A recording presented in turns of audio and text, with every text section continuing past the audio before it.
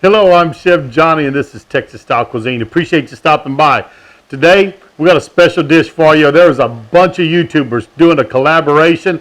I'll put a list of all of them I know down below, but we are making chili. So stay tuned. Let me show you how I make my venison chili.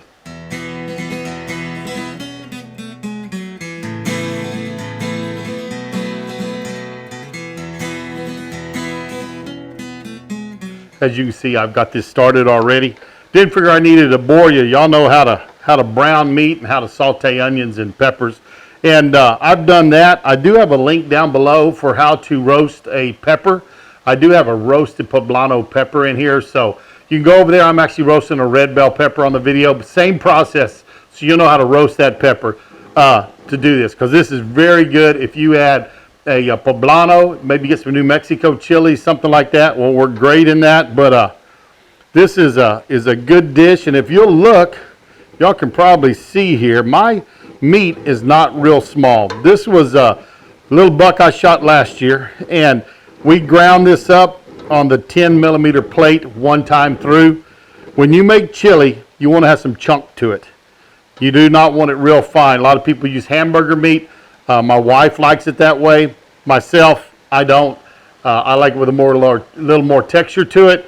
And traditionally, it was meat sliced up into chunks and stewed down. So it was not a ground meat. So a little more traditional by actually chunking it. But this is just a very, very coarse grind. So meat's in there. I browned it up with a little fajita season. I use Bollner's brand. Y'all use whatever y'all want. You'll find out very seldom do I actually brown meat without putting some kind of seasoning on it. So that's what I used for it. And we're going to start adding some of our other ingredients in here so y'all can see how we get this chili together. Into my venison, I'm going to add 2 tablespoons of garlic powder. If you want to use fresh garlic, by all means do that. Tablespoon of black powder. Tablespoon of salt. And I'll tell you what I'm going to do. I'm going to put about half that in. Save about half of it because I am going to put a tomato base in here, and that's salty, so I want to be able to sample it before I add all of my salt. So put about half of that in there. That went in. I've got a 1/4 cup of dark chili powder, and we're going to give this a stir. Just work it into our meat so it'll kind of start cooking in. And I have it was one great big poblano pepper. You might use 2 smaller ones, whatever you want, and a nice medium-sized onion. There's a lot of debate on chili. One is tomatoes, no tomatoes. I like it both ways. Both are very traditional for my part of Texas where I live at. You'll see some with tomato sauce or chunked tomatoes. Today we are going to add tomato to it. I have a great recipe on a collab I did with Backwoods Gourmet. It's a chorizo chili. That is a fantastic recipe. We cooked down the dried peppers and cooked it that way without using the powdered. It's wonderful. I'll put a link for that video down below also so you can find it. So that's all stirred in real well. Because it starts seasoning this up good. Now I'm going to add something a little different. Just one of the variations I do of chili. I have 3 chipotle peppers diced up with 2 tablespoons of the adobo sauce that they were packed in. We're going to drop that in. That's going to add some nice little heat to it. Oh, and I tell you what, with my poblano pepper, I also had a small jalapeno diced up in there too. We wanted this to have a little kick to it tonight, so we're getting the chili peppers out. Going to be cooking these in real well. I'm just going to let this cook for just a little bit, just to get those flavors into the meat. If it starts sticking a little bit to you, like here you see it a little bit over on this edge, you can add a little liquid to it, a little water, add a little beer. That's always a good addition to get that out. I'm going to add this can of diced tomatoes. These are just regular diced. I like the petite ones better. Didn't have any of those in the cabinet, so we passed on it tonight. Turn my heat down a little bit till I got this. I want to get that fond kind of worked off the bottom where this meat's been cooking. I don't want to take a chance of it scorching, so heat's turned down. I'm going to add some water to this. Just enough to work that bottom and get everything unstuck. I don't want anything stuck down there. It might have been a 1/4 cup, and we're going to add more water to this in a minute. So this is just another one of the ingredients. that's going anyways. There that goes. I can turn it back up again.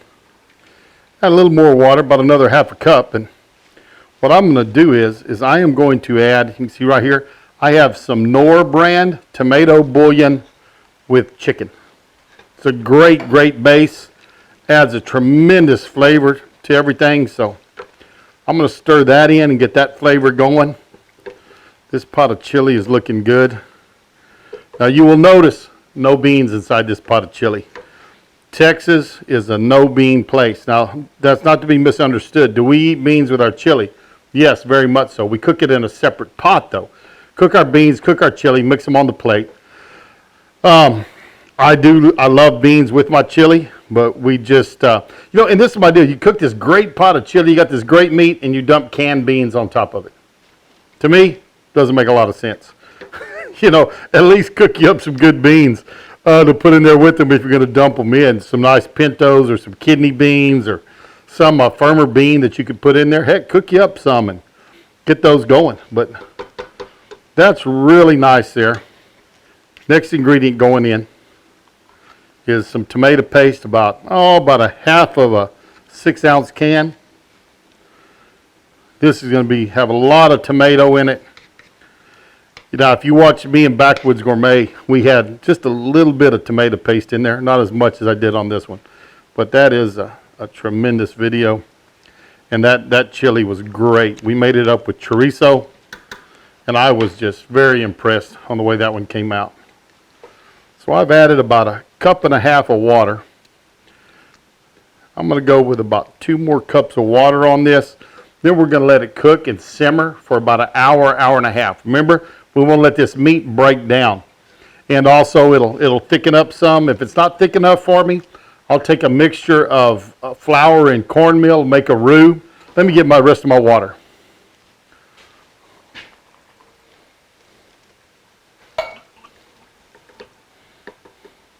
So we've got about, I'd say 3.5 cups of water with this. And that's looking pretty. And I wish y'all could smell this. Boy, I tell you what, wonderful, wonderful smell. You can smell that chili powder coming through, those roasted peppers. This is just really smelling great. I'm going to take just a sample of this, see how my seasonings are, see if I need to adjust them. I think I can use the rest of my salt. This recipe's been around, so I don't know about how much it takes, but I always like to be safe. Better safe than sorry. This chili has come to a boil. That's what I was looking for. Nice boil on it. Turn it down. We get it to a simmer. Let this simmer for about an hour or so. We got it covered up. One thing we want to be careful of is don't let it boil dry. So low simmer, we want it to cook for that hour. But just watch your water levels. If it starts getting too low, you can always add a little bit of water to it. But we're going to let it cook, see how it turns out in about an hour. It's been a little over an hour and a half, so we're going to take the lid off of this. It's been simmering, and I'm going to tell you what, these burners are handy little burners. They're not really made to cook that long. But my propane burner, I have a little 2 burner that sits on top of the table. The regulator was messing up and it was leaking today, so I couldn't use it, so I don't want to go inside and set everything up in there. So we did that, but this chili is looking good. It's thickened up well. Let me give it a sample just to see the final taste, if I need to adjust the seasonings any at all.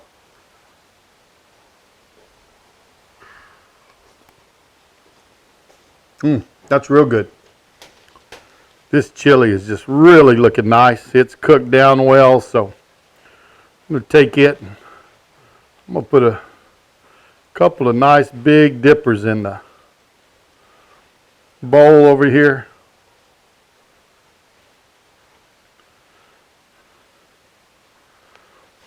I think some corn chips will go good with it.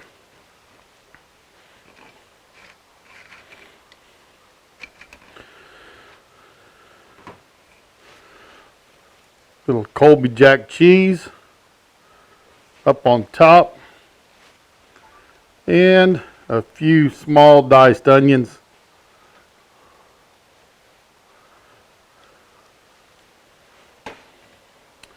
think that's a real pretty bowl of chili. And I think what we're going to do is just take some cilantro leaves and garnish this a little bit with that. Nice fresh cilantro.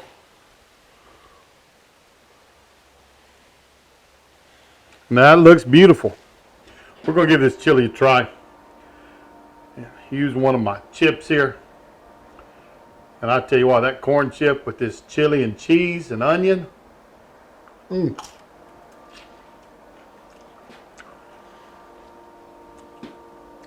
That's a good bowl of chili.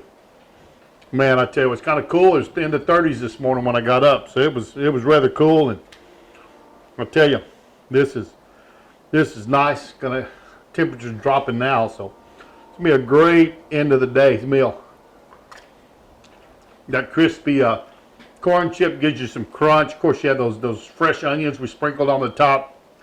Add some texture to it. That meat, leaving it on that number 10 die, cutting it up, leaves a texture in that meat. That's why you have to break it down and cook it so long. But the cheese goes well with it. A little bit hot, a little warm. I like that though. And of course, your cheese, the fat in that'll mild that some. But there you have it. The great. Let's see, what's the name of this? There you have it. The Great Chili Confrontation. I believe that's right. I'll check the hashtag and do it. But if you check hashtag Great Chili Confrontation, everybody's video that was in this should come up. I know a few of them. I'll let you know. Josh and Babe. Check them out. They're on here cooking with CJ. Daddy Dutch Barbecue. Don't forget Ken over there. He's in it. Roundhouse Ranch. Eric. Bottle Cap Cookers in it. I think Chicken Fried Barbecue Bill over there. So we got quite a few different ones in there. I'll put some links for those channels down below so you can find theirs. But also search at hashtag Great Chili Confrontation. And the sad thing is some of these boys are going to be dumping beans in their chili. I think that's about the worst thing that's going to happen. Other than that, there's some great chilies. I'm kidding. I do, like I said, I like beans with my chili. I don't dump them in. We cook it separate. But chili and beans, great meal on a cold night. We're having chili with cheese and chips, and this can be great also. And probably have enough left over that tomorrow, maybe I'll make a Frito pie. Now, there's another great classic that I need to put on the show sometime. But thanks for stopping by. I always do appreciate it. Give me that thumbs up. Tell your friends and family about us. Share us on your social media. And I'm going to see you down the road on Texas-style barbecue and cuisine. How them boys put food away beats all I've ever seen.